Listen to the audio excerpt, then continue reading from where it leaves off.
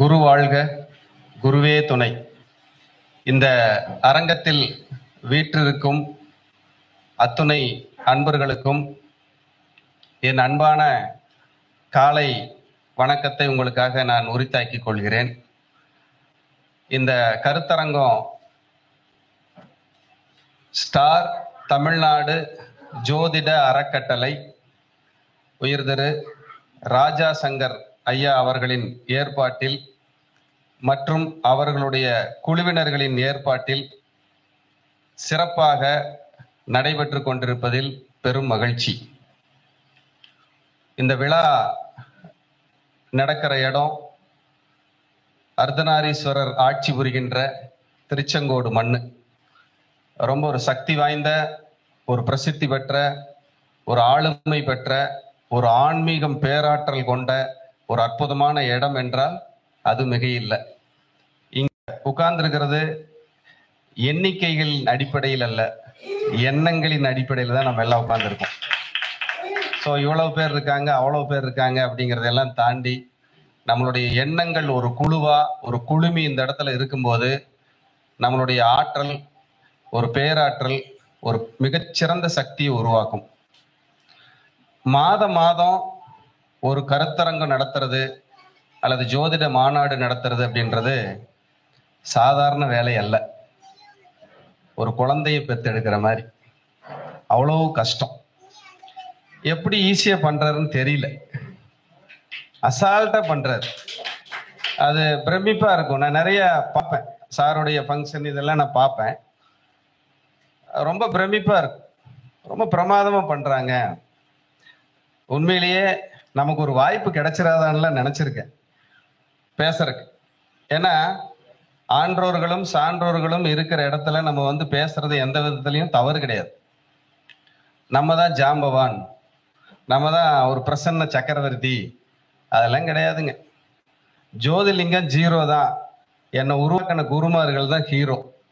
So அதனால ஜோதிலிங்கம் அப்படிங்கிற இந்த அழகான இந்த வடிவத்தை நல்ல ஒரு சிற்பமா செதுக்கி நீங்களும் ஜாதகம் பார்க்கலாம், பிரசன்னம் பார்க்கலாம் அப்படின்னு என்னை உருவாக்கி கொடுத்தவங்க என்னுடைய குருநாதர்கள் தான்.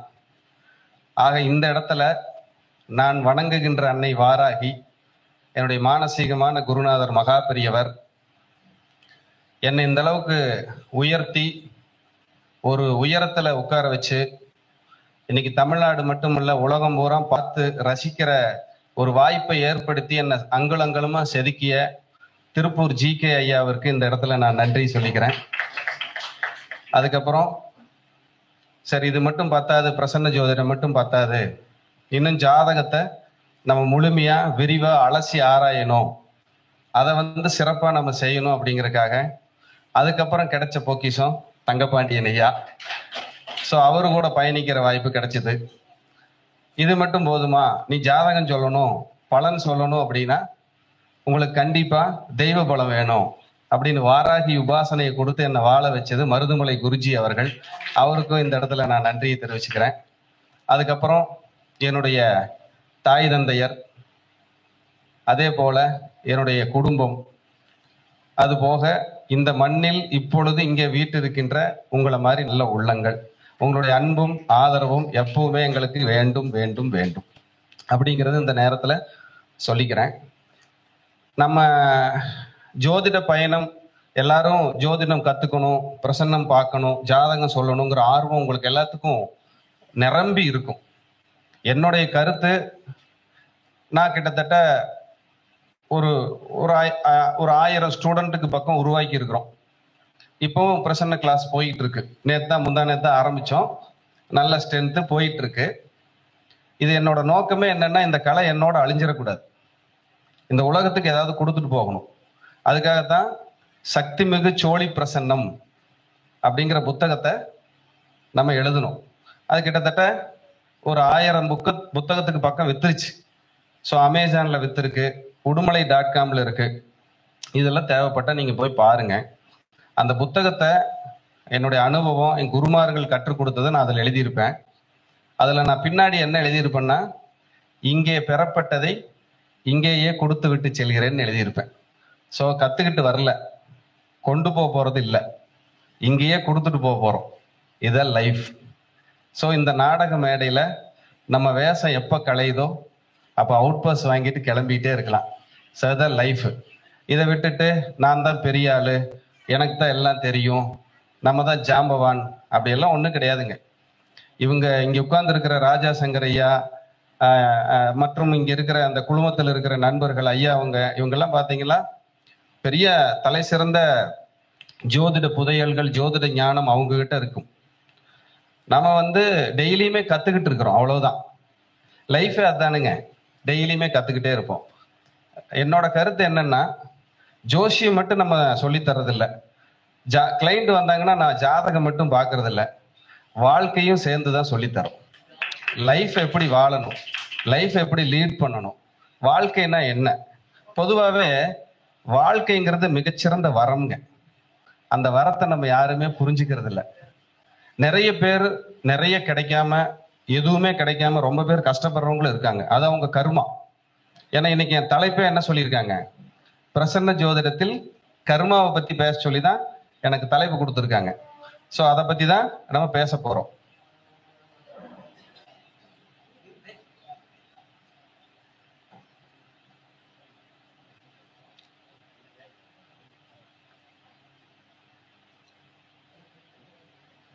அப்போ பிரசன்ன ஜோதிடத்துல நம்ம கர்மாவை பத்தி தான் பேச போறோம். அதை பத்தி தான் இன்னைக்கு எனக்கு தெரிஞ்ச கருத்துக்களை உங்ககிட்ட பகிர்ந்துக்கிறேன். கண்டிப்பா நோட்ஸ் எடுத்து வச்சுக்கங்க, உங்களுக்கு 100% பயன்படும் அப்படிங்கிற கேரண்டி நான் கொடுக்குறேன்.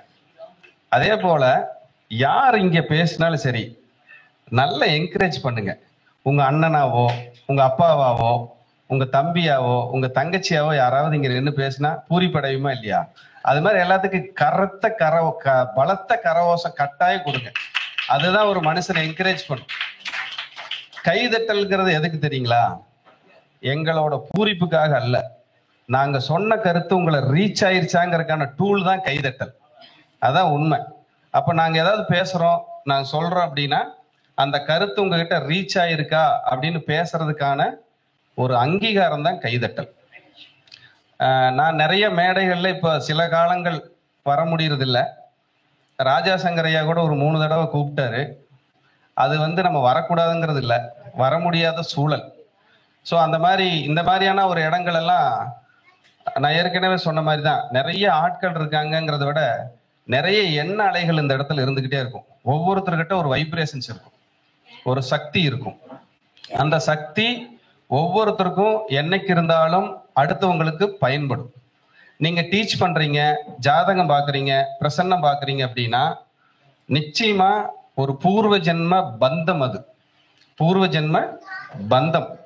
இங்க உட்கார்ந்து இருக்கிற ஒவ்வொருத்தருமே உங்க பாட்டனாரோ முப்பாட்டனாரோ ஜோசியத்தை பஞ்சாங்கத்தை தொடாம நீங்க இங்க உட்கார முடியாது.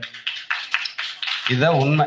யாராவது ஒரு பக்கம் பெரட்டியாவது பார்த்துருப்பாங்க, என்ன ராகு இருக்கு, என்ன குருன்னு போட்டிருக்காங்க, என்ன ராகுன்னு போட்டிருக்கு, என்ன லக்னம்னு எழுதியிருக்கு அப்படின்னு போட்டிருப்பாங்க. ஸோ இதெல்லாம் நம்ம பார்த்து நம்ம ரசிக்கிறோம், ஜோதிடத்தை ரசிக்கிறோம். அனுதினமும் காலையில பாத்தீங்கன்னா தினப்பலன்கள் அப்படின்னு டிவியில பாக்குறோம், தினத்தந்தி பேப்பரில் நம்ம பார்க்குறோம் நம்ம ராசிக்கு இன்னைக்கு எப்படி இருக்கும். நம்ம எவ்வளவு பெரிய ஜோசியராக இருந்தாலும் நம்மளும் குரு பயிற்சி பார்ப்போம், யாராவது சொல்றத கூட பார்ப்போம். நமக்கு என்ன சொல்லியிருக்காங்க, இவங்களாவது நல்லது சொல்லியிருப்பாங்களா, இவங்களாவது கெட்டது சொல்லியிருப்பாங்களா அப்படின்னு. குரு பயிற்சி, ராகு கேது பயிற்சி, கர்மா, சனி பயிற்சி எல்லாம் ஒரு பக்கம் இருந்தா கூட உங்கள் எண்ணங்கள் அழகானால் எல்லாம் சிறப்பாகும் அப்படிங்கிறத மறந்துடாதீங்க. நம்ம மனசு எப்பவுமே தூய்மையா பலமா ஸ்ட்ராங்கா வச்சுக்கிட்டீங்கன்னா நிச்சயமா லைஃப் 100க்கு 100 நல்லா இருக்கும். எல்லாத்துக்குள்ளயும் இறைவன் இருக்கு, இதான உண்மை. எல்லாருக்குள்ளயும் இறைவன் இருக்கார். திருச்செங்கோடு மலை மேல இங்க அர்த்தநாரீஸ்வரர் இருக்கார். அவருடைய ஆட்சி கோலோச்சிக்கிட்டு இருக்கீங்க திருச்செங்கோடு மண்ணுல. அவரோட வைப்ரேஷன்ஸ் இங்கேயும் இருக்கும். இவர்கிட்ட இருக்கலாம், மேடத்துக்கிட்ட இருக்கலாம், எங்கிட்ட இருக்கலாம், இந்த மைக்கு கிட்ட இருக்கலாம். அந்த ஆற்றல், பேராற்றல், பரம்பொருள் எங்கும் நிறைந்தவன், எதிலும் நிறைந்தவன் இறைவன். அப்படிங்கும்போது எல்லாத்துக்கிட்டையுமே நமக்கு ஒரு சக்தி, வைப்ரேஷன் 100% இருக்கு. நம்ம தோஷம், சாபம், கோபம், பிரச்சனை, அஷ்டமாதிபதி, பாதகாதிபதி, அஷ்டம சனி, 7.5 சனி இப்படியே பேசிட்டு இருக்கிறோன்னு வச்சுக்குவோம். ஆனா 12 கட்டத்துல 5 குடையவன் 9 குடையவன்கிற புனிதமானவங்களும் உள்ள ஒளிஞ்சிருக்காங்கிறது மறந்துடாதீங்க. உங்களை காப்பாத்த போறது, உங்களை கையை பிடிச்சு தூக்கி நான் இருக்க பயப்படாதுன்னு சொல்றது உங்க 5ஆம் அதிபதி. தந்தை போல, உங்க பாட்டனார் போல உங்களை வச்சு தாளாட்டி சீராட்டி பயப்படாத நான் இருக்கிறேன்னு சொல்றது பாக்கியாதிபதி. இதெல்லாம் அனுபவிக்கிறது லக்னாதிபதி. அப்போ ஒரு ஜாதகத்துல 1, 5, 9 உங்களை காப்பாத்த போகுது. அவர் கெட்டு போனாலும் என்ன பண்ணாலும் பயப்படாதீங்க. ஏன்னா 5ஆம் அதிபதி 9ஆம் அதிபதி எங்கும் சுபரே. மைண்ட்ல வச்சுக்கங்க. 5ஆம் அதிபதி 9ஆம் அதிபதி எங்கும் சுபரே. எங்க நின்னாலும் அதை புனிதப்படுத்திடுவாங்க. கஷ்டம் யாருக்கு இல்லைங்கிறீங்க? எல்லாருக்கும் இருக்கும். பிரச்சனை எல்லாருக்குமே இருக்கும். பிரச்சனையில லைஃபை வாழாம இருக்க முடியாது. அந்த மாதிரியான வாழ்க்கைய நல்லபடியா கொண்டு போய் நம்மளை வாழ கத்துக்கிட்டு நம்மளை வாழ்க்கையை அடுத்த லெவலுக்கு உயர்த்தக்கூடிய சக்தி உங்க 5ஆம் அதிபதிக்கு உண்டு. சில நேரங்களில் 9ஆம் அதிபதி பாதகாதிபதியா கூட வரலாம். ஸ்திரலக்கணங்களுக்கு 9 பாதகம்.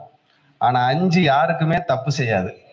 அந்த 5ஆம் இடத்தை தான் நம்ம பூர்வ புண்ணியம், குழந்தை, அதிர்ஷ்டம், பெயர் புகழ், குலதெய்வம் இப்படி எல்லாம் சொல்லிக்கிட்டே வர்றோம். அப்ப 5ஆம் இடத்தோட அந்த புண்ணியமும் அதிர்ஷ்டமும் நமக்கு எப்பவுமே கிடைக்கணும்னா தயவு செய்து குலதெய்வத்தை மறந்து விடாதீர்கள். குலதெய்வம் ரொம்ப முக்கியம்.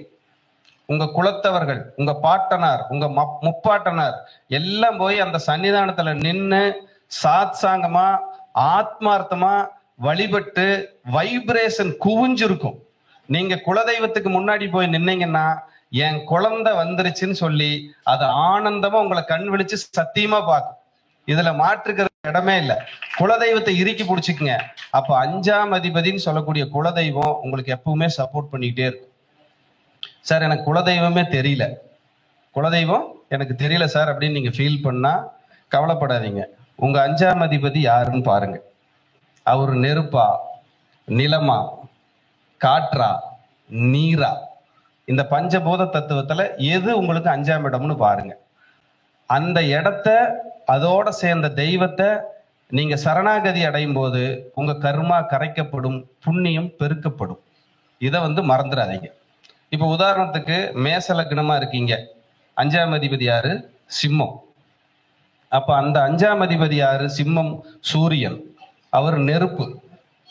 ஸோ வருஷத்துக்கு ஒரு தடவை நீங்க திருவண்ணாமலை போயிட்டு வரலாம். 1.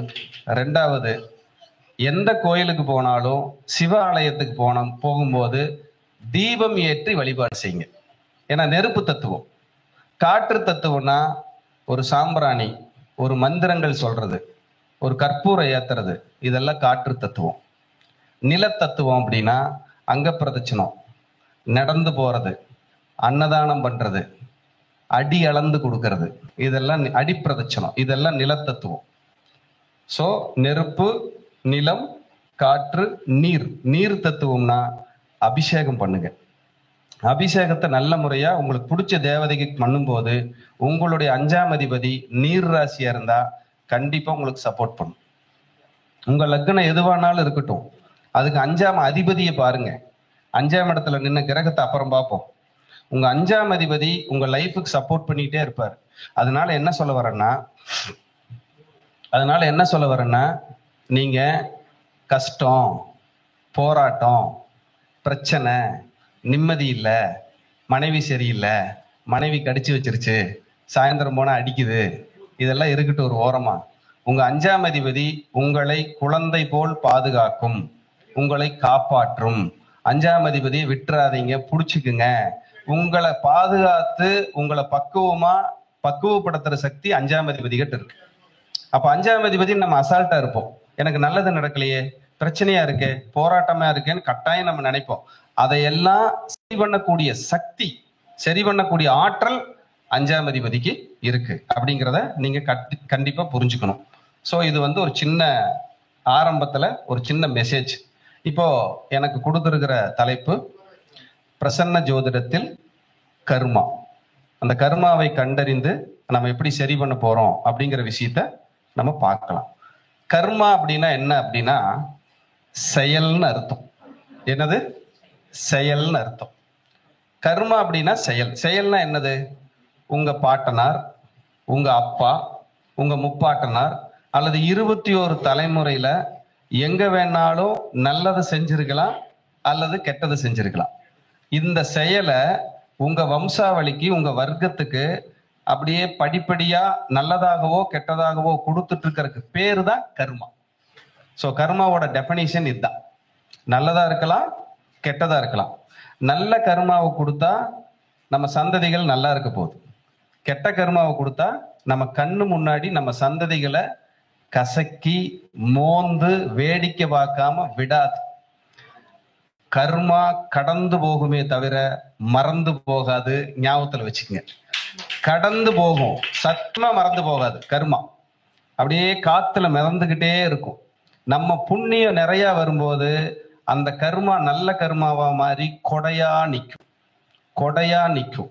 நம்ம புண்ணியம் கெட்டதா மாறும்போது அந்த கர்மா பலவீனப்பட்டு சந்ததிகளை வம்சாவளிய பழி வாங்கிக்கிட்டே இருக்கும்.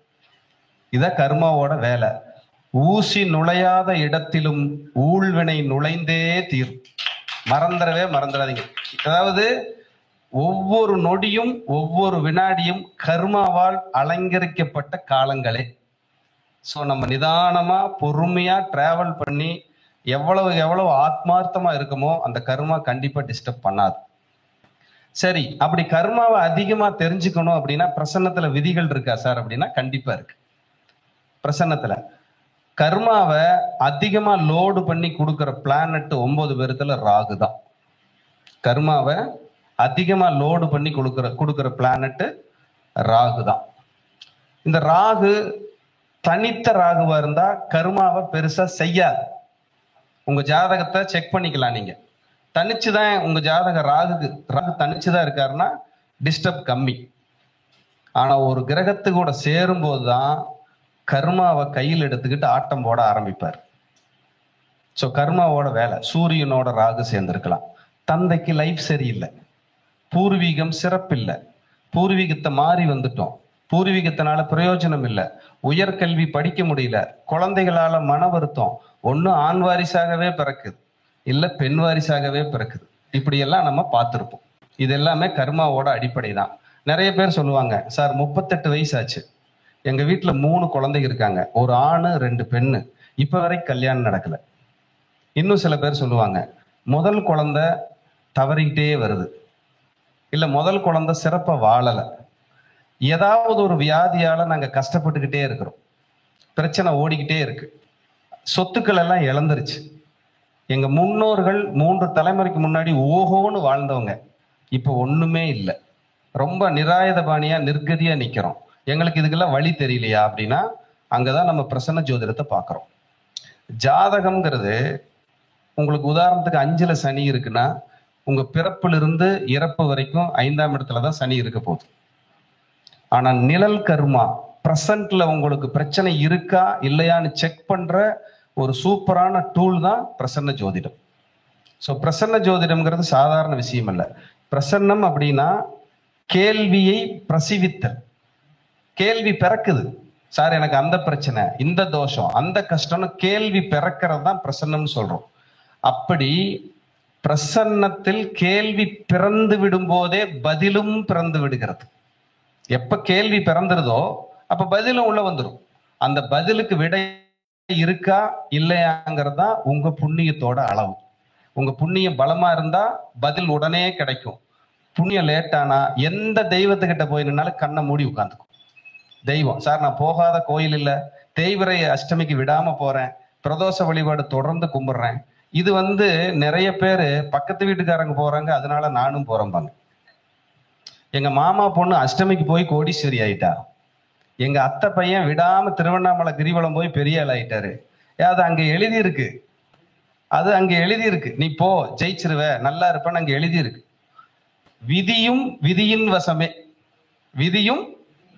விதி நல்லா இருந்தாதான் விதியை வெல்ல முடியும். விதியை வெல்றதுக்கு அப்படின்னா உங்க ஜாதகத்துல 3, 5, 9, 11 பலமா இருக்கணும். இல்லைன்னா விதியை வெல்றதுக்கு தேடிக்கிட்டே இருக்கணும் நம்ம. 3, 5, 9, 11 இது பலமா இருந்தா தான் நீங்க விதியை வென்று முடியும். ஏன் 3ஆம் இடத்தை விதின்னு சொல்றோம்? 8க்கு 8ஆம் இடம். 8 தான் நம்மளுடைய ஆயுள் ஸ்தானம். சோ விதி முடிஞ்சிருச்சுன்னு தானே சொல்றோம். யாராவது போய் சேர்ந்துட்டான். அப்ப 8க்கு 8 3. அப்ப 3 வலுத்து இருந்ததுன்னா, 3ஆம் இடம் பலம் பெற்று இருந்ததுன்னா நீங்க டெவலப் பண்ணிக்கிட்டே வரலாம். அந்த வழிபாடு நல்ல ஞாபகம் வச்சுக்கங்க. உங்க லக்னத்துக்கு 3ஆம் இடத்தோட தெய்வ வழிபாடு, தேவதை வழிபாடு உங்களுடைய விதியை வெல்லவும் உங்க முயற்சி வெல்லவும் சப்போர்ட் பண்ணிக்கிட்டே இருக்குங்க. அதான் உபஜயஸ்தானத்துல முதல் வீடா வச்சிருக்காங்க 3ஆம் இடத்தை. 3ஆம் இடம் தைரியம், வீரியம், வெற்றி, பராக்கிரமம், அணிகலன்கள், இதெல்லாம் 3ஆம் இடம் தான். இளைய சகோதரம், இடமாற்றம், கம்யூனிகேஷன், இதெல்லாம் 3ஆம் இடம் தான். 3ஆம் இடம்ங்கிறது சிறு தூர பயணம். 3ஆம் இடம் வலுத்திருந்தா தான் நீங்க எதையுமே பேச முடியும். இப்ப நான் மைக்கில் பேசுறேன். 3 பலம் கெட்டு போச்சுன்னா, அதாவது மீன லக்னமா இல்ல மேச லக்னமான்னு மறந்து போயிடும். 3 பலமா இருந்ததுன்னா பேசிக்கிட்டே இருக்கலாம், ஃப்ளோவா பேசிக்கிட்டே இருக்கலாம். 3 கெட்டு போச்சுன்னா பேச முடியும். கம்யூனிகேஷன் நல்லா இருக்கணும். 2ஆம் அதிபதியும் 3ஆம் அதிபதியும் ஒருத்தருக்கு கனெக்ட் ஆயிருச்சுனாலே 2 பேச்சு 3 கம்யூனிகேஷன். இவங்க பேசுனா ரசிப்பாங்க சார், நின்று கேட்பாங்க சார். 2, 3 காம்பினேஷன் நம்ம ஜாதகத்தில் இருந்தாலே ரசிப்பாங்க, கேட்பாங்க. அந்த 2ஆம் அதிபதி 3ஆம் அதிபதியோட 9ஓ 5ஓ தொடர்பு கொண்டா அவங்க வாக்கு தெய்வ வாக்காக இருக்கும். தெய்வ வாக்கா இருக்கும், சாதாரண வாக்கா இருக்காது. சார் நீங்க போங்க நல்லா இருப்பீங்க, நீங்க போங்க ஜெயிச்சிருவீங்க அப்படின்னா 100% ஜெயிச்சிருவாங்க. ஸோ இதெல்லாம் மைண்ட்ல வச்சுக்கிட்டே வரலாம். அப்போ ஒரு பிரசன்னம் பார்க்கும்போது தனித்த ராகு பிரச்சனையை பெருசா தர்றதில்லை, இதெல்லாம் எக்ஸ்பீரியன்ஸ்.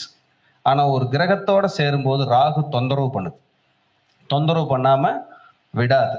அப்ப கேதுவுக்கு என்னதான் சார் வேலை? ராகுவோட வேலை என்னன்னா, பெரிய அளவுல பிரம்மாண்டமா பரிகாரம் பண்ணியிருப்போம், திலகோமம் பண்ணியிருப்போம், முன்னோர்களுக்கு வருஷம் விடாம திதி தர்ப்பணம் கொடுத்துட்டு வந்திருப்போம். ஆனா ராகுவோட வேலை என்னன்னா, பழைய கர்மாவை டெலீட் பண்ற மாதிரி பண்ணி புதிய கர்மாவுக்கு பிள்ளையார் சொல்லி போடுவார்.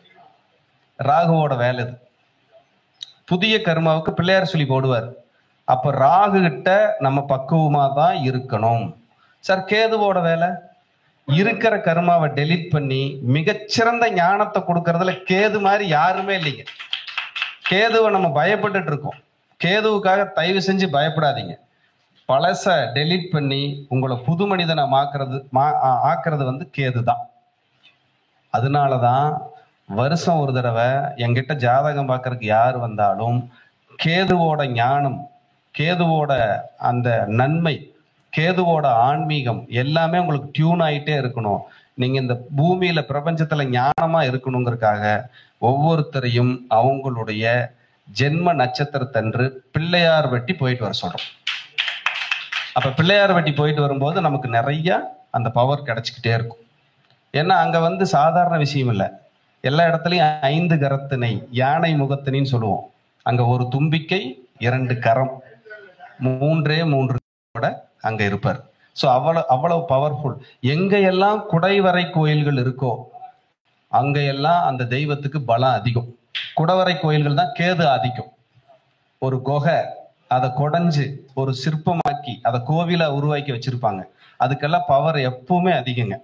அப்படி இருக்கிற ஸ்தலங்கள்ல நான் எனக்கு தெரிஞ்ச 2 விஷயத்த சொல்றேன். அந்த கோயில்கள்ல ஒண்ணு பிள்ளையார் வெட்டி, இன்னொன்னு நாமக்கல் நரசிம்மர். ஸோ இங்கேயே இருக்காங்க. ஏன் நீங்க போய் உங்களோட தடைகள், கஷ்டங்கள், நெருக்கடிகள் எல்லாத்தையும் தீர்த்துக்குங்க. அதே போல அந்த ராகுவோட ஆதிக்கத்தை நீங்க குறைக்கணும், அதோட தாக்கத்தை நீங்க குறைச்சிக்கணும் அப்படின்னா அது எந்த கிரகத்து கூட வேணாலும் சேர்ந்து இருக்கட்டும். ஞாயிற்றுக்கிழமை ராகு காலத்தில் உக்கர தேவதைகள் வழிபாடு செஞ்சுக்கிட்டே வாங்க. கண்டிப்பா ரிலீஃப் கிடைக்கும். பிரச்சனையிலிருந்து நீங்க வெளியில வர முடியும். அந்த கர்மா படிப்படியா குறையறத நீங்க பார்க்கலாம். உக்கர தேவதைகள்லாம் என்ன? வாராகி, பிரித்யங்கரா, சரபேஸ்வரர், காளி, துர்கை, மகிஷாசுரவர்த்தினி, இப்படி நீங்க இந்த பிரார்த்தனைகளை அதிகப்படுத்திக்கிட்டே வரும்போது அந்த ராகுவோட தாக்கம் கண்டிப்பா குறையும். சரி, அடுத்தது கர்மாவோட அளவீடுகளை கண்டறியக்கூடிய சக்தி பிரசன்னத்துல எதை வச்சு பார்ப்போம்னா, ஒரு பிரசன்னத்துல மாந்தி தான் ஹீரோ, மாந்தி தான் வில்லன். மாந்திக்கு அவ்வளவு பவர். ஜாதகத்துல மாந்திக்கு 7ஆம் பார்வை மட்டும்தான். ஆனா பிரசன்னத்துல மாந்திக்கு தான் நிக்கிற இடத்துல இருந்து 2ஆம் இடத்தை பார்ப்பார், 12ஆம் இடத்தை பார்ப்பாரு, 7ஆம் இடத்தை பார்ப்பார். நல்லா கவனிங்க. பிரசன்னத்துல மாந்தி தான் நின்ற இடத்துல இருந்து 2, 7, 12 இந்த 3 இடங்களையும் பார்வை செய்ய போறார். இதுக்கு 7ஆம் இடத்துக்கு வீரியம் ஜாஸ்தி, 2, 12க்கு வீரியம் குறைவு, ஒரு அரை வீரியம் தான் இருக்கும். ஸோ அப்ப என்ன பண்றீங்கன்னா, மாந்தி பிரசன்ன வேலையில எந்த கிரகத்தையுமே பார்க்கலன்னு வச்சுக்குவோம். மாந்தி பிரசன்னம் பார்க்குறோம், எந்த கிரகத்தையுமே மாந்தி பார்க்கல அப்படின்னா, நீங்க அன்னைக்கு பிரசன்னம் பார்க்குற நேரம் குடுப்பனையான மனிதர்கள், உங்க கர்மா உங்களை விட்டு வெளியேறிக்கிட்டு இருக்குன்னு அர்த்தம். பிரசன்னத்துல மாந்தி எந்த கிரகத்தையும் பார்க்கலன்னா, 7ஆம் பார்வையா பார்க்கும்போது எந்த கிரகம் இல்லை, 2ஆம் பார்வையா பார்க்கும்போது எந்த கிரகம் இல்லை, 12ஆம் பார்வையா பார்க்கும்போது எந்த கிரகம் இல்லைன்னா, மாந்தி உங்க கர்மாவை கம்மி பண்ணிக்கிட்டு இருக்கு, குறைச்சிக்கிட்டு இருக்குங்கிறதுல எந்த மாற்றமும் இல்லைங்க. இதை நீங்க தெரிஞ்சு வச்சுக்கங்க. இது தெரிஞ்சுக்கிட்டா போதும், நம்ம நல்லா இருக்கோம், நம்ம ஜெயிச்சிருவோம் அப்படிங்கிற வல்லமை சக்தி நிறைய கிடைக்குங்க. நம்ம மனசுதான் பெரிய ஆயுதம். அதை போட்டு குழப்பி குழப்பி அது சரியா இருக்குமா, இது சரியா இருக்குமா, அப்படி ஆயிருமா, இப்படி ஆயிருமான்னு நிறைய டிஸ்டர்ப் ஆகிறோம். தேவையே இல்லை. உங்களுக்கு பிடிச்ச உங்களுக்கான உபாசன தேவதைகளை இறுக்கி பிடிச்சிருங்க. உங்களுக்கு எந்த தெய்வத்தை பிடிச்சாலும் சரி, நல்ல பிரார்த்தனை பண்ணிக்கிட்டே வாங்க. பிரார்த்தனைகளுக்கு பலம் இருக்கு. அதே போல உங்க கர்மாவை கம்ப்ளீட்டா டெலீட் பண்ணி நாங்க நல்லா இருக்கணும், ஜெயிக்கணும்னு யாராவது விரும்புற ஆசைப்பட்டீங்கன்னா, கர்மா வெளியேறணும்னு ஆசைப்பட்டீங்கன்னா, சிவபெருமானுக்கு நல்லெண்ணெய் அபிஷேகம் பண்ணிக்கிட்டே வாங்க. நல்லெண்ணெயில அபிஷேகம் இது பண்ணிக்கிட்டே வாங்க. எந்த கோயில்ல போனாலும் அபிஷேக காலத்துல கொடுத்தீங்கன்னா பண்ணி கொடுப்பாங்க. அதுக்கு ஒரு பவர் இருக்கு. பிரதோஷ வழிபாடு தவறாம பண்ணிக்கிட்டு வாங்க. ஏன்னா நந்தி அப்படிங்கிறது சாதாரண விஷயம் இல்லை. நீங்க நந்தி வழிபாடு எவ்வளவுக்கு எவ்வளவு ஸ்ட்ராங் பண்றீங்களோ அவ்வளவுக்கு அவ்வளவு உங்க பொருளாதார கஷ்டம் நீங்கும் நீங்கும் நீங்கும். ஏன்னா அந்த நந்தி வழிபாடுக்கு அவ்வளவு சக்தி இருக்குங்க. பொருளாதாரத்துல ரொம்ப கஷ்டப்படுறேன், போராடுறேன். ஏன்னா காலச்சக்கரத்துக்கு 2ஆம் அதிபதி யாருங்க? சுக்கிரன். ரிஷபம், ரிஷபத்தோட சிம்பிள் என்னங்க? மாடு, காளை. சிவபெருமானுக்கு முன்னாடி யார் உட்கார்ந்துருக்காங்க? நந்தி. அந்த நந்தி கிட்ட நின்று அந்த பிரதோஷ வேலையில ஆத்மார்த்தமா வழிபாடு பண்ணீங்கன்னா நிச்சயமா பொருளாதார கஷ்டத்துல இருந்து மெல்ல மெல்ல மெல்ல வெளியில வர முடியும்.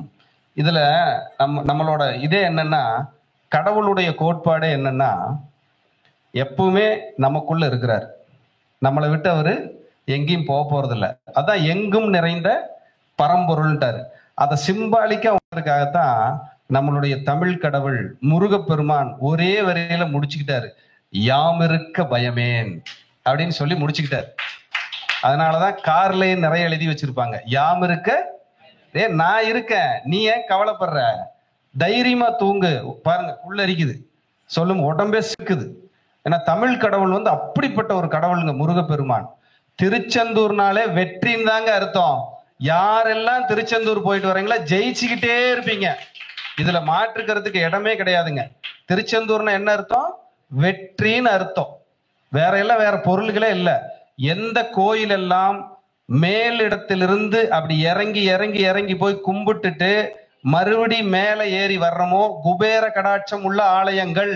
இவை அனைத்துமே குபேர கடாட்சம் உள்ள ஆலயங்கள், சாதாரண ஆலயங்கள் இல்லை.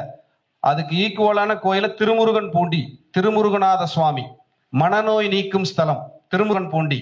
அங்கேயும் அப்படி கீழே இருந்து மெல்ல மெல்ல மெல்ல இறங்கி திருமுருகநாத சுவாமி வேண்டி சண்முகர முருகப்பெருமாரை கும்பிட்டுட்டு மறுபடியும் மேலே ஏறி வருவோம். அதே போல எந்த தெய்வமெல்லாம் கை இப்படி வச்சு நின்றுட்டு இருக்காங்களோ பார்த்துருக்கீங்களா? முருகர் எப்படி வச்சிருப்பாரு? வெங்காச்சலபதி எப்படி வச்சிருப்பாரு? இதுக்கு பேர் ஊரு கஸ்தம்னு பேர். என்னது? ஊரு கஸ்தம். ஹஸ்தம்னா கை. இப்படி வச்சிருப்பாங்க. அப்படின்னா என்ன பொருள்? நான் இருக்கேன், அரவணைச்சுக்கிறேன், நல்லா இருக்கு, அவ்வளவுதான். இதுதான் பொருள். நான் இருக்கேன், அரவணைச்சுக்கிறேன், நல்லா இருக்கு. திருப்பதி போயிட்டு வந்தா திருப்பம், திருச்செந்தூர் போயிட்டு வந்தா திருப்பம், திருச்செந்தூர் போயிட்டு வந்தா வெற்றி வெற்றி வெற்றின்னு எத்தனை பேர் நல்லா இருக்காங்க. யாரு தோத்து போனவங்கன்னு யாரு இருப்பா? உணராம போனவங்க வேணா தோத்து போயிடலாம். உணர்ந்து போனவங்க தோத்து போனதா சரித்திரமே இல்லை. உணர்ந்து உங்க அப்பாவை பார்த்தாலும் இறைவன் தான், உங்க அம்மாவை பார்த்தாலும் இறைவன் தான். இதுல மாற்றுக்கிறதுக்கு இடமே இல்லை. நம்ம கடவுளை போய் திருச்செந்தூர்ல தேடுறோம், திருப்பதியில் தேடுறோம்னு வச்சுக்குவோங்க. வீட்டுல இருக்கிற தாய் தந்தை, நமக்காக வாழ்ற மனைவி, குழந்தைகள், இவங்களையும் நம்ம என்னைக்கெல்லாம் அரவணைக்கிறோமோ, ஏன்னா அவங்களுக்குள்ளேயும் கடவுள் இருப்பார். வெளியில சரி நம்ம தான் பெரிய ஆள்னு நம்ம கிட்ட மட்டும் இருக்க மாட்டார். அவங்களுக்குள்ளே இருக்கும்போது நீங்க அவங்களுக்கு மரியாதை கொடுக்கல, கடவுளுக்கு கொடுக்குறீங்க. அப்போ உங்க லைஃப் உயர்ந்து போய்கிட்டே இருக்கும். அப்போ இப்போ ராகு, தனித்த ராகுன்னு பேசியிருக்கிறோம். கேது தோஷத்தோட வீரியத்தை குறைச்சு உங்களை புனிதமாக்குதுன்னு பேசியிருக்கிறோம். மாந்தி தோஷத்தை பத்தி நிறைய சொல்லியிருக்கிறோம். மாந்தி தோஷத்தை எப்படியெல்லாம் நிவர்த்தி பண்ண முடியும் அப்படின்னா, மாந்தினாலே பிரேதம்னு அர்த்தம். மாந்தினா பிரேதம், அழுகிய நிலை.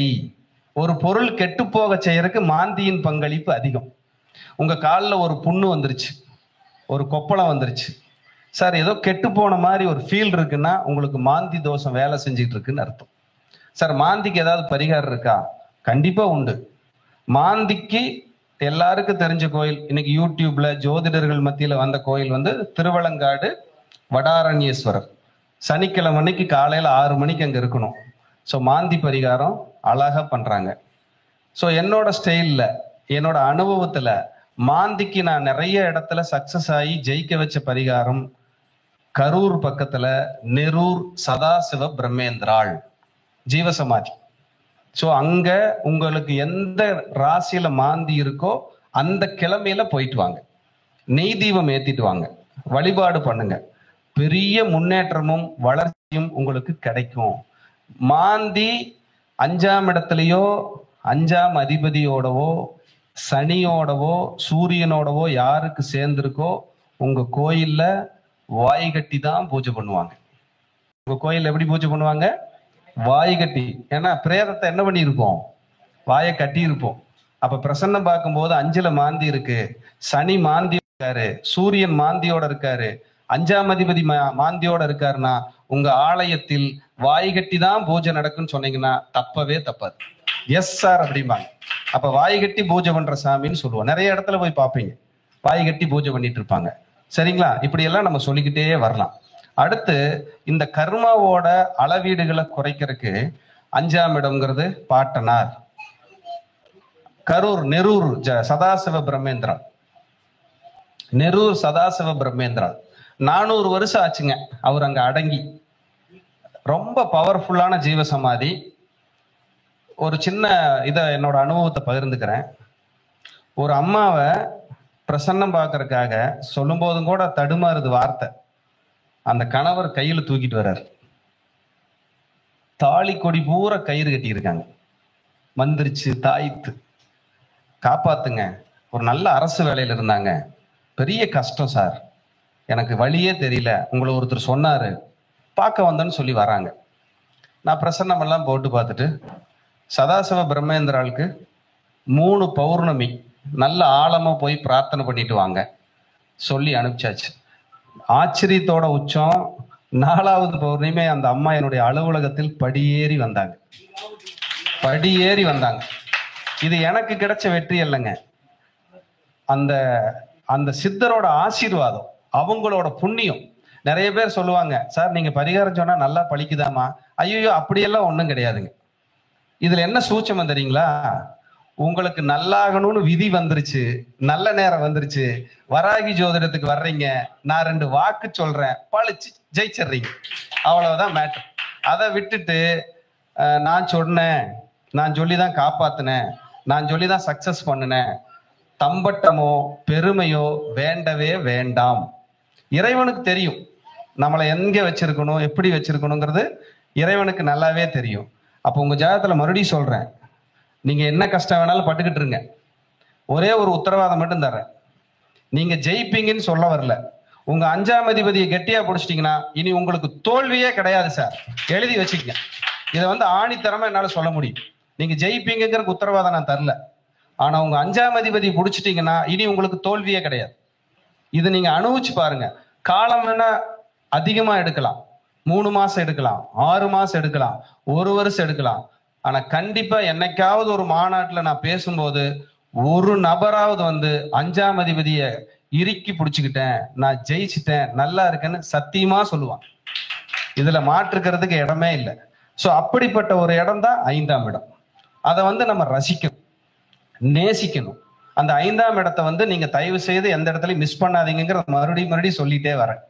ஸோ 5ஆம் அதிபதி தான் உங்களை காப்பாற்றக்கூடிய ஒரு சக்தி அப்படிங்கிறத மைண்ட்ல வச்சுக்கிட்டே வாங்க. அடுத்து வந்து பாத்தீங்கன்னா, இந்த மாந்தி தோஷத்துக்கு இன்னொரு பரிகாரமா வந்து ஐயாவாடியில் இருக்கிற பிரித்யங்கரா தேவி. ஐயாவாடியில் இருக்கிற பிரித்யங்கரா தேவி, உங்களுக்கு மாந்தி எங்க இருக்கோ அந்த நாள்ல அந்த கிழமையில பிரித்யங்கரா தேவிக்கு போங்க. அங்க வந்து அமாவாசை அன்னைக்கு மிளகாய் யாகம்னு சொல்லக்கூடிய நிகும்புலா யாகம் அங்க நடக்கும். ரொம்ப பவர்ஃபுல். அது நள்ளிரவு கூட அங்க நடக்குது. ஸோ ஆமா, அந்த அந்த டயத்துல நீங்க அங்க போய் அந்த பிரித்யங்கரா தேவி வழிபாடு பண்ணாலே உங்களுக்கு தோஷம் நீங்கும். இன்னொரு சூட்சுமத்தையும் உங்களுக்கு நான் இதுல சொல்லிடுறேன், நல்லா கவனிச்சுக்கங்க. இது எந்த மேடையிலையும் யாரும் சொல்லல. உங்க குழந்தைங்க யாராவது படிக்கல, ஞானமே இல்லை சார், மறந்துடுறான், ரொம்ப கஷ்டப்படுறான், படிக்கிறதுக்கு ஏதாவது ஒரு ஆற்றல் கிடைக்காதான்னு யாராவது நினைச்சுக்கிட்டு இருந்தா, உங்க கிளைண்ட் யாராவது வந்தா, இல்ல உங்க வீட்லயே இருந்தா, எந்த தெய்வமெல்லாம் நாக்க நீட்டி ஆக்ரோஷமா உட்கார்ந்துருக்கோ அங்க அனுப்பி வைங்க. அவங்களுக்கு ஞானம் பிறந்தே தீரும். இது வந்து அனுபவ உண்மை. அப்படி நரசிம்மர், சரபேஸ்வரர், பிரித்திங்கரா, காளி, நீங்க சரஸ்வதி கும்பிடுறீங்க, ஹயக்கிரீவர் கும்பிடுறீங்க, அது இன்டெலிஜென்ட், அது இன்டெலிஜென்ட். இவங்களையெல்லாம் கும்பிட்டா என்ன சார், சமயோஜித புத்தி கிடைக்கும். அந்த ஸ்பாட்ல, அந்த இடத்துல எதுக்காக நம்ம பேசுறோம், என்ன பேசணுங்கிற அந்த அந்த வார்த்தை அவங்களுக்கு கிடைக்கும். எப்பவெல்லாம் மனித முகம் இல்லாத தெய்வ வழிபாட்டை நம்ம பண்ணிக்கிட்டே வர்றோமோ அப்பவெல்லாம் உங்களால பிறவி கர்மாவை குறைத்துக்கொண்டே வர முடியும். வாராகி, பிரித்யங்கரா, சரபேஸ்வரர், அதே போல வந்து உங்களுக்கு நரசிம்மர், ஆஞ்சநேயர், இந்த மாதிரியான தேவதை வழிபாடு, இந்த மாதிரியான தெய்வ வழிபாடுகள் உங்களை சேவ் பண்ணிக்கிட்டே இருக்கும். இதுல மாற்றுக்கிறதுக்கு இடமே இல்லை அப்படிங்கிறத மைண்ட்ல வச்சுக்கங்க. அடுத்து வந்து உங்களுக்கு பொதுவா குலதெய்வம் அப்படிங்கிறது ரொம்ப இம்பார்ட்டன்ட், எல்லாருக்கும் தெரியும். நான் ஏற்கனவே சொன்னதுதான், குலதெய்வமே தெரியல, உங்களுடைய 5ஆம் அதிபதி நல்ல வலுவா இருந்து அந்த 5ஆம் அதிபதி வழிபட்டா குலதெய்வம் மாதிரியே செயல்படும். சார் எங்களுக்கு இதெல்லாம் பத்தாது, ஒரு நச்சுன்னு ஒரு தெய்வ வழிபாடு, நறுக்குன்னு ஒரு வழிபாடு, நாங்க போயிட்டு வந்தா குலதெய்வம் எங்க கூட பேசணும், நாங்க போயிட்டு வந்தா குலதெய்வ ஆசீர்வாதம் எங்களுக்கு நிரம்பி கிடைக்கணும்னா வேற எங்க இல்ல, பௌர்ணமி அன்று திருமியச்சூர் லலிதாம்பிகை. பௌர்ணமி அன்று திருமியச்சூர் லலிதாம்பிகை, அந்த தெய்வ வழிபாடு. அங்க போய் 27 நெய் தீபம் போட்டு நல்ல பிரார்த்தனை பண்ணி, மேகநாத சுவாமி, லலிதாம்பிகை சமேத மேகநாத சுவாமி, அந்த இடத்துலதான் மதியம் 1 மணிக்கு கரெக்டா பிரண்டை சாதம் கொடுப்பாங்க. என்ன சாதம்? பிரண்டை சாதம். யமலோகத்தினுடைய ஸ்தல விருட்சமாமா பிரண்டை. அப்ப ஆயுள் பயம் இருக்கு, மரண பயம் இருக்கு, ஒருத்தர் பெட்ல படுத்திருக்காரு, ஒருத்தர் ரொம்ப சிவியரா தொந்தரவா இருக்காரு, விபத்தை சந்திச்சிட்டாரு, நோய்வாய்ப்பட்டாரு, படுத்த படுக்கையா இருக்காருன்னா அந்த பிரண்டை சாதம் அவர்களுக்கு பிரசாதமாக கொடுத்து பிரார்த்தனைகள் மேற்கொண்டால், தெய்வ வழிபாட்டால் அவர்கள் விரைவில் நலமும் வளமும் பெற்று எழுந்து உட்கார்வதற்கு வாய்ப்பு இருக்கிறது. இது அனுபவத்துல கண்ட உண்மையும் கூட. நீங்க இதெல்லாம் போய் பார்க்கலாம், இதெல்லாம் அனுப்பி வைக்கலாம். இல்ல உங்களுக்கே தேவையா தாராளமா நீங்க போகலாம். போகும்போதெல்லாம் உங்களுக்கு அது பாசிட்டிவ் எனர்ஜி அங்க கொடுத்துக்கிட்டே இருக்கும். அப்ப குலதெய்வ தோஷம் இருக்கு, குலதெய்வ குற்றம் இருக்குன்னா திருமைச்சூர் லலிதாம்பிகை போகும்போது உங்களுக்கு அடுத்தடுத்த வளர்ச்சி, அடுத்தடுத்த வெற்றி 100% உங்களுக்கு கிடைச்சிடும். சோ இதுல மாற்றுக்கிறதுக்கு இடமே இல்லை. 27 நெய் தீபம் மதியானம் கரெக்டா உச்சிகால பூஜைக்கு போயிருங்க, உச்சிகால பூஜைக்கு போயிருங்க.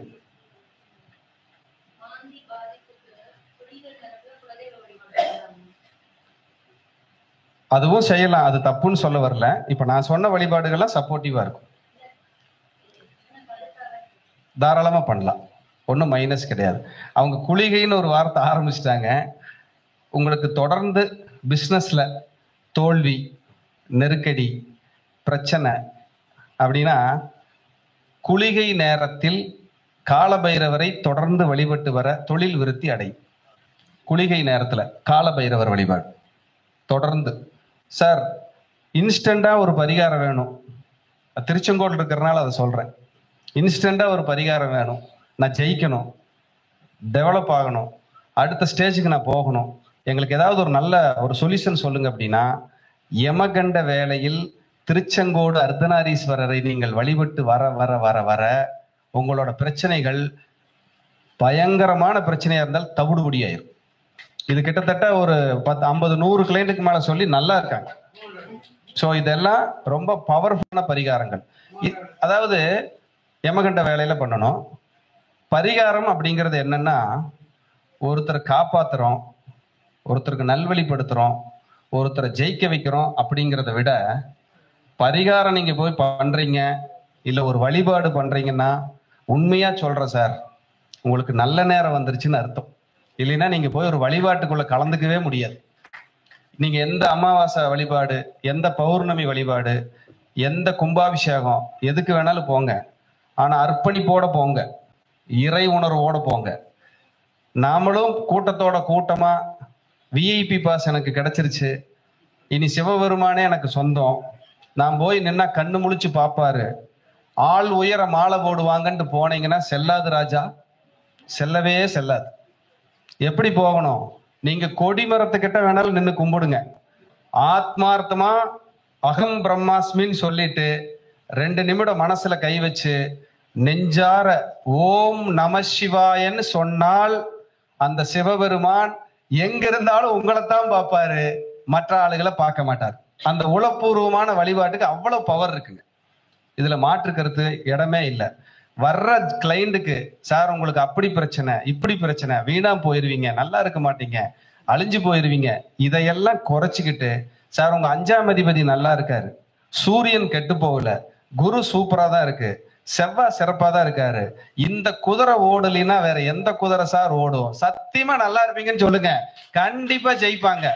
ஏன்னா நம்பிக்கை கொடுப்பதால் நீங்களும் இறைவனே, மறந்துடாதீங்க. நம்பிக்கை கொடுப்பதால் நீங்களும் இறைவனே, இதை தயவு செஞ்சு மறந்துடாதீங்க. நம்பிக்கைங்கிறது அவ்வளவு வலிமையான வார்த்தைங்க.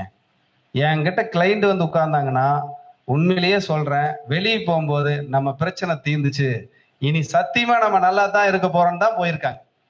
ஏன்னா இதைத்தான் நம்ம ஆபீஸ்ல பண்ணிட்டு இருக்கிறோம். பரிகாரம் சொல்லி பயமுறுத்தாம, வழிபாடுகளால அலக்களிக்காம, பெரிய பெரிய கஷ்டங்களை வந்து பூமராங் பெரிய பூஸ்டப் பண்ணாம. எல்லாருக்கும் கஷ்டம் இருக்கும். 12 கட்டத்தை கொடுத்த இறைவன் 9 கிரகத்தை தான் கொடுத்துருக்கான். ஏதோ 1, 3 நமக்கு கிடைக்காது, அது எழுதிருச்சு. அக்கா வீட்டுக்காரர் நல்லா இருக்காரு, தங்கச்சி வீட்டுக்காரர் மாடி வீடு கட்டிட்டாரு, எங்க அண்ணி சூப்பரா பொழைக்கிறாங்க, பொழைக்கட்டும் பொழைக்கட்டும், அவங்களுக்கு அங்க எழுதி இருக்கு, நல்ல தசாபுத்தி வந்துருச்சு, அவங்க பிராப்தம்.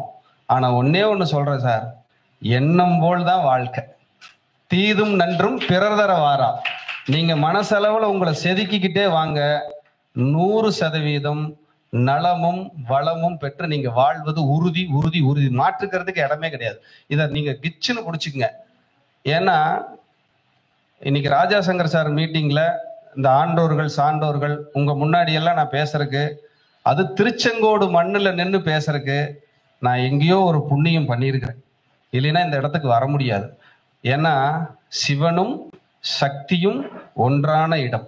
4ஆம் இடம் தான் சக்தி, 5ஆம் இடம் தான் சிவன். அப்ப சுகமும் அருளும் பொருளும் ஆஸ்தியும் அந்தஸ்தும் நான் இருக்க நீ ஏன் பயப்படுற, எல்லாம் கிடைக்குன்னு அர்த்தநாரீஸ்வரர் சொல்றாரு. அதை அர்த்தநாரீஸ்வரரா தான் நம்ம பார்க்கிறோம், ஒரு கோயிலா பார்க்கிறோம், ஒரு மலையா பார்க்கிறோம், ஒரு வடிவமா பார்க்கிறோம். ஆனா நான் என்னுடைய பார்வையில் அவர் ஒரு சக்தி வடிவமாகவும் ஒரு சிவ வடிவமாகவும் சிவனும் சக்தியும் இணைந்த வடிவமாகவும் நம்மளை எப்பவுமே ஆசீர்வாதம் பண்ணிக்கிட்டே இருப்பாங்க. முதல் ஆசீர்வாதமே தாய் தந்தையர் ஆசீர்வாதம் தானே. இவங்க யாரு? தாயும் தந்தையும், தாயுமானவர், அம்மையப்பர், இப்படித்தானே அழைக்கிறோம். அப்போ நம்ம யமகண்ட வேலையில, அது ஏன் சார் யமகண்ட வேலை? யமகண்டம்னா கேதுவுக்கு உண்டானது.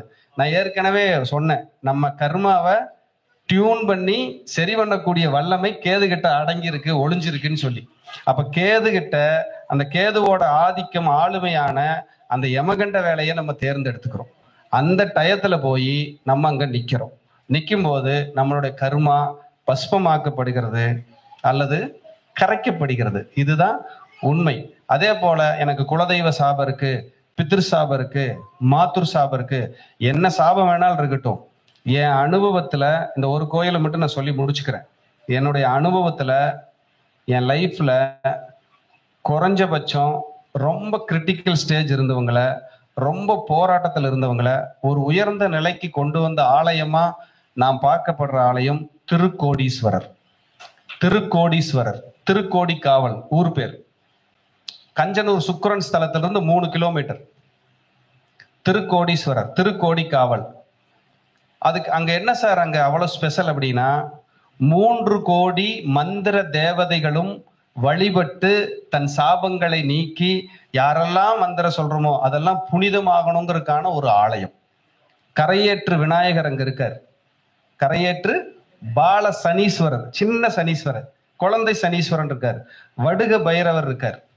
நீங்க யாரெல்லாம் திருக்கோடிக்காவல்னு பேரை கேட்டீங்களோ, யாரெல்லாம் திருக்கோடிக்காவல்னு பேரை உச்சரிக்கிறீங்களோ அவர்களுக்கெல்லாம் இந்த வினாடியிலிருந்து யமபயம் இல்லை. உங்களுக்கு யமபயம் இல்லை. அப்படிப்பட்ட ஒரு அற்புதமான ஸ்தலம் தான் திருக்கோடிக்காவல்.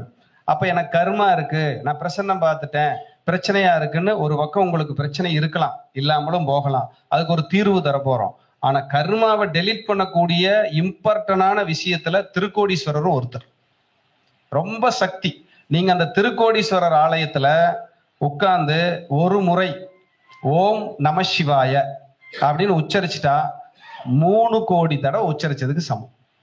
நாங்க நிறைய ஜெபம் பண்ணிட்டே இருக்கிறோம் சார், ஓம் நம சிவாய சொல்லிட்டே இருக்கிறோம். நிறைய பண்ண வேண்டாம், ஒரு தடவைக்கே அங்க அவ்வளவு பவர்னா ஒரு 108 தடவை சொல்லிட்டோம்னா நம்ம லைஃபுக்குமே உச்சரிச்சுட்டு வந்த பலனை கொடுத்துருவார் திருக்கோடீஸ்வரர். அப்போ அந்த இடத்துல போய் யார் நிக்கிறீங்களோ அவங்களுக்கு மரண பயம் இல்லை, யம பயம் இல்லை. பிரார்த்தனைகள், அம்பாளுக்கு அவ்வளவு பவர் அந்த இடத்துல. இன்னைக்கும் அங்க யாராவது இறந்துட்டாங்கன்னா அந்த உள்ளூர்ல சுடுகாடு கிடையாது. ஆற்றங்கரைக்கு அந்த சைடு கொண்டு போய் தான், வெளியில தான் அடக்கம் பண்றாங்க, தகனம் பண்றாங்க. இங்க அது இல்லை. அப்போ அங்க எவ்வளவு பவர் இருக்கும், எவ்வளவு சக்தி இருக்கும்.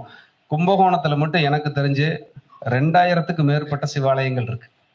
கும்பகோணத்துக்குள்ள மட்டும் 2000க்கும் மேற்பட்ட, ஒவ்வொன்றும் ஒவ்வொரு மகத்துவம், ஒவ்வொரு மகத்துவம். நம்ம டூரா போறோம், சுற்றுலாவா போறோம், எப்படி சாமி பேசும், எப்படி திரும்பி பார்க்கும்?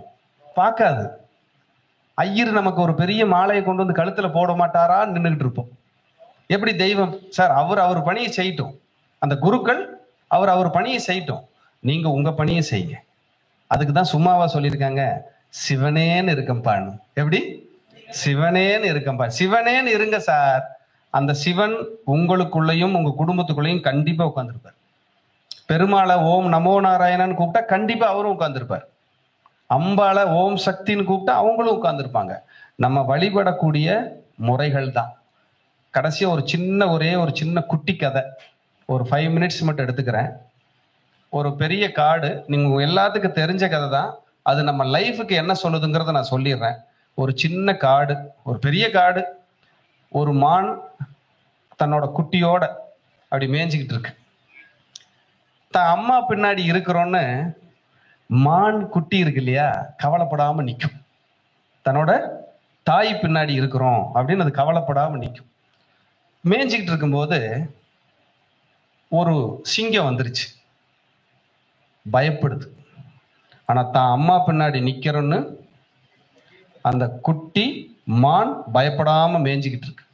ஆனா அந்த தாய்மானுக்கு பயம், நம்மளை தொந்தரவு பண்ணிட்டா, நம்ம குழந்தையும் கொன்னுட்டா என்ன பண்றது? சிங்கம் அப்படி நின்றுகிட்டு இருக்கு. தப்பிக்கு ஓடலான்னு பார்த்தா இந்த சைடு காடு தீ புரிச்சு எரிஞ்சுக்கிட்டு இருக்கு. பின்னாடி போகலான்னு பார்த்தா ஒரு வேடன் அம்போட நின்றுட்டு இருக்கிறான், வில் அம்போட. இந்த சைடு ரைட் சைடுல போய் தப்பிக்கலான்னு பார்த்தா ஒரு பெரிய காற்று அருவி விழுந்துகிட்டு இருக்கு. எங்கேயும் தப்பிக்க முடியல. அந்த மான் பார்க்குது, யோசிக்குது, சாக போறோம், சாகறக்குள்ள திருப்தியை சாப்பிடுவோம், நம்ம வேலையை நம்ம பார்ப்போன்னு மேய ஆரம்பிச்சிருச்சு. அந்த குட்டிமானு தன் தாயை நம்பி மேய்ஞ்சிக்கிட்டு இருக்கு, அந்த புல்களை எல்லாம் மேய்ஞ்சிக்கிட்டு இருக்கு. திடீர்னு இடி மின்னல். அந்த இடி இடிச்சதுல அந்த வில் அம்பு விடுறவர் பயந்து அந்த அம்பு போய் சிங்கத்தை தாக்கி இறந்துருது. இடி மின்னல் மழை பெஞ்சு அந்த நெருப்பு அணைஞ்சிருது. இது எதுக்கு சொல்ல வரேன்னா, நாம நம்ம வேலையை பார்த்துக்கிட்டு இருந்தா இறைவன் ஏதோ ஒரு ரூபத்துல நம்ம காப்பாத்திடுவாருங்கிறது இதுதான் சத்தியமான உண்மை. இந்த வாய்ப்புக்கு நன்றி கூறி மீண்டும் ஒரு நல்ல சந்திப்பில் உங்களை எல்லாம் சந்திக்கிறேன். நன்றி, வணக்கம், வாழ்க வளமுடன்.